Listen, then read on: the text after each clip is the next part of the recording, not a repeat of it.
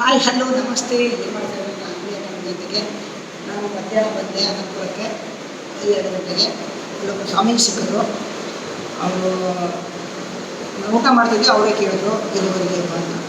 ನಾನು 5 ಅಂತಂದೆ. ಅದಕ್ಕೆ ಇವತ್ತೊಂದರೆ ಇಲ್ಲೇ ಇರೋ ನೀನು ನಿಮಗೆಲ್ಲ ವ್ಯವಸ್ಥೆ ಮಾಡ್ತೀನಿ ಅಂತ ಹೇಳಿದ್ರು. ಇಲ್ಲೊಂದು ದೇವಸ್ಥಾನ ಕರ್ಕೊಂಡ್ಬಂದಿದ್ದಾರೆ, ರಾಮ ದೇವಸ್ಥಾನ. ನನಗೆ ತುಂಬ ಖುಷಿ ಆಯಿತು. ಅವರು ಎಷ್ಟು ಕಾಸು ಕೊಟ್ಟಿದ್ದಾರೆ ಅಂದರೆ ನೋಡಿ, 500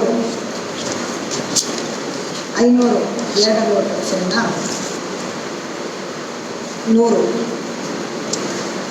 50 100 100 100 100 100 200.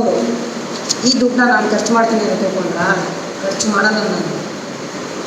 ಇದು ಯಾರಿಗೆ ಊಟ ಇರಲ್ಲ ಅವ್ರಿಗೆ ನಾನು ಹೊಟ್ಟೆ ತುಂಬ ಊಟ ಕೊಡಿಸ್ತೀನಿ, ಸರಿನಾ? ನಾನು ಈ ದುಡ್ಡು ಖರ್ಚು ಮಾಡಲ್ಲ, ಸರಿನಾ? ನಾನು ಹೇಳೋದೇನೆಂದರೆ, ಪ್ಲೀಸ್ ನನಗೆಲ್ಲ ಸಪೋರ್ಟ್ ಮಾಡಿ.